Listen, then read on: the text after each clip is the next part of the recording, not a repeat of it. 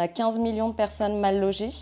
Donc on connaît tous la forme la plus visible qui sont les personnes sans abri, mais c'est déjà beaucoup, c'est 300 000 personnes. Et autour de ce noyau dur, on a vraiment un halo beaucoup plus large de millions de personnes qui sont les invisibles mal logés. Vraiment la catégorie de personnes dites solvables, donc ils ont des revenus tous les mois. Par contre, ils n'ont pas assez de garanties.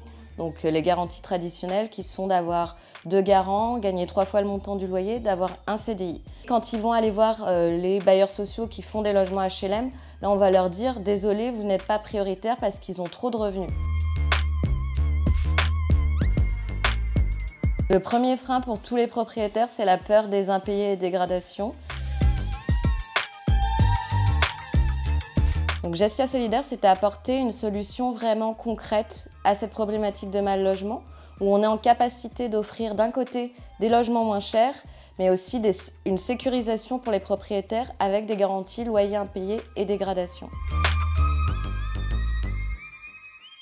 L'idée, c'est pas de faire des économies ou de gagner plus. L'idée, c'est de louer différemment. D'un côté, on va accompagner le propriétaire, on va lui faire du conseil juridique et fiscal pour qu'il puisse vraiment se lancer dans un projet qui a du sens. Donc louer un petit peu moins cher, mais en contrepartie d'avantages fiscaux et financiers. Et ensuite, on va le mettre en relation avec des locataires qui sont des étudiants sans garant, des actifs sans CDI et des personnes qui n'ont pas forcément des revenus assez suffisants pour louer de manière traditionnelle.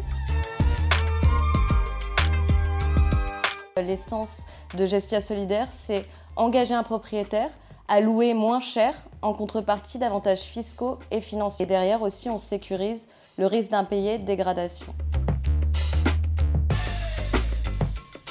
C'est pas forcément une problématique. Nous, on est accompagnés par l'incubateur qui s'appelle Les Premières, donc qui travaille le leadership féminin et aussi la posture entrepreneuriale.